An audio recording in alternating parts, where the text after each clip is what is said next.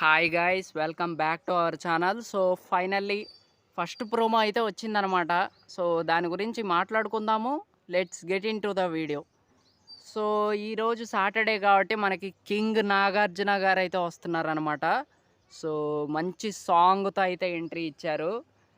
మన కింగ్డమ్ సినిమాలో సాంగ్ ఉంది కదా, రగిలే రగిలే మొదలయ్యే యుద్ధాలే. సో ఆ సాంగ్తో ఎంట్రీ ఇచ్చారు. సో ఇక మన టీవీలోకి వెళ్ళిపోయారనమాట. సో మన టీవీలోకి వెళ్ళిపోయాక మన కంటెస్టెంట్స్ అందరూ బాగా ఎనర్జీగా ఉన్నారనమాట, ఎనర్జీతో. సో అయితే మన కింగ్ నాగార్జున గారు, ఏంటి ఇవాళ అందరూ మంచి హుషారుగా ఉన్నారు అని అడుగుతారనమాట. సో ఇక మెయిన్ విషయంలోకి అయితే వెళ్తారు. ఈ వారం ఏవైతే జరిగినాయో, సో ఈ వారం ఆడియన్స్ చాలా హుషారుగా ఉన్నారు. సో వాళ్ళ ద్వారా తెలుసుకుందాం మీ గేమ్ ఎలా ఉందో. ఓటింగ్ వాళ్ళు ఇస్తారు. సో మరి చూద్దాం. సో సుమన్ శెట్టి గారిని అయితే లేపుతారనమాట. సుమన్ శెట్టి గారిని లేపి, సుమన్, మాధురికి కళ్యాణ్కి మధ్య జరిగిన గొడవలో ఎవరిది తప్పు అనుకుంటున్నావు అని అడుగుతారనమాట. సో అప్పుడు సుమన్ శెట్టి గారు కొంచెం కూడా ఆలోచించకుండా, సార్ మాధురి గారిదే సార్ తప్పు అని అంటారు.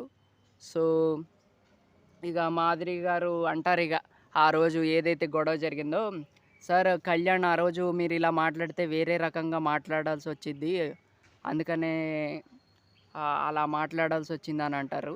సో ఇక కింగ్ వీడియో వేసి మరీ చూపిస్తారనమాట. సో ఈ వారం ఈరోజు గట్టిగానే వీడియోలు వేసారంట.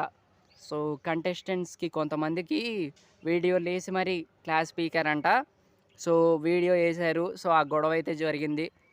సో అమ్మ మాదిరి ఏమంటావు అని అంటే, మాదిరి గారేమో, సార్ నా వాయిసే అంత సార్ అని అంటే, సో అయితే నాగార్జున గారు ఏమంటారంటే, మరి ఇప్పుడు ఆ టోన్లో లేదు కదా. సో అప్పుడు కళ్యాణ్ అంటారు. సో కళ్యాణ్ ఏమంటారంటే, కళ్యాణ్ నువ్వు మాట్లాడిన విధానం కరెక్టే, కానీ నీ టోన్ తప్పు, ఓకేనా. సో కంటెస్టెంట్స్ లోపలికి వచ్చాక వాళ్ళకి కొన్ని పవర్స్ ఇచ్చారు కదా. సో ఆ పవర్స్లో మన మాదిరి గారికి పవర్ స్టోన్ అనే పవర్ ఇచ్చారు. సో ఆ పవర్ని అయితే వెనక్కి తీసేసుకున్నారనమాట. సో ఇక ఆ తర్వాత మన ఆయిషాని లేపారు.